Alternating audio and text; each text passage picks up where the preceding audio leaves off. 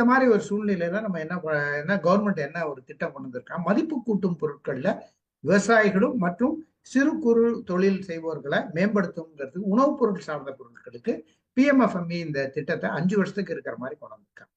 இது நீங்க கேட்டீங்க இது ரொம்ப கஷ்டம் அப்படிங்கிறது. இது கஷ்டம் இல்ல. காரணம் என்ன அப்படின்னா, இதுக்கு டிஸ்ட்ரிக்ட் ரிசோர்ஸ் பர்சன் அப்படின்னு அப்பாயிண்ட் பண்ணியிருக்காங்க. அது வந்து நானும் ஒரு கோயம்புத்தூருக்கு ஒரு டிஸ்ட்ரிக்ட் ரிசோர்ஸ் பர்சன். இது வந்து நீங்க யார் டிஸ்ட்ரிக்ட் ரிசோர்சஸ் பர்சன் எப்படி அடையாளம் கண்டுபிடிக்கணும், ஒண்ணுமே வேண்டாம்.